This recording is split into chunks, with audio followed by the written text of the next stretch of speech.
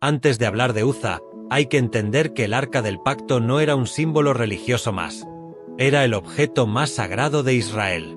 Dios mismo ordenó su construcción en el Sinaí, madera de acacia recubierta de oro, querubines sobre el propiciatorio, y dentro las tablas de la ley, el maná y la vara de Aarón. Representaba la presencia y la santidad de Dios en medio del pueblo. En el desierto, cuando el arca avanzaba, Israel avanzaba. Cuando los sacerdotes pisaron el Jordán con ella, el río se abrió. Cuando rodearon Jericó, el arca iba delante. Era señal de que Dios estaba guiando y peleando por ellos. Pero con el tiempo, el pueblo empezó a tratarla como si fuera un amuleto. En una batalla contra los filisteos, decidieron llevar el arca al campo de guerra pensando que eso les garantizaría la victoria. Pero no consultaron a Dios. Perdieron. Y lo impensable ocurrió. El arca fue capturada.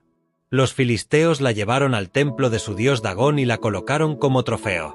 A la mañana siguiente, Dagón estaba en el suelo, como si estuviera adorando el arca. Lo levantaron.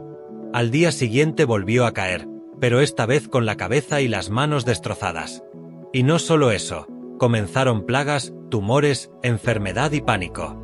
Ciudad tras ciudad donde el arca era trasladada, el desastre la seguía. Comprendieron que no podían retenerla. Decidieron devolverla en un carro nuevo, con ofrendas de oro, enviándola de regreso a Israel. Llegó primero a Bet-Semes, pero allí algunos hombres miraron dentro del arca, algo que estaba prohibido, y también murieron. Entonces dijeron: ¿quién podrá permanecer en pie ante una santidad tan poderosa? Y nadie quiso hacerse responsable. El arca terminó en Kiriat Jearim, en la casa de un hombre llamado Abinadab. Allí permaneció alrededor de 20 años, guardada en una casa, estaba en un lugar que no le correspondía. Uza creció allí. El arca estaba en su entorno cotidiano. Lo que había derribado ídolos y provocado plagas en tierra extranjera, ahora se volvió invisible para quienes la veían cada día. Lo extraordinario se volvió familiar. Tiempo después, el rey David, el mismo que derrotó a Goliat, decidió traer el arca a Jerusalén para devolver la presencia de Dios al corazón de Israel. Hubo música, celebración, alegría. Pero cometieron un error. Copiaron el método de los filisteos. La pusieron en un carro nuevo, en vez de transportarla como la ley había ordenado, sobre los hombros de los levitas. Y entonces ocurrió. Los bueyes tropezaron y el carro se sacudió. El arca se inclinó y Uza reaccionó por instinto. Extendió la mano para sostenerla. Pero Dios había sido claro, nadie debía tocar el arca.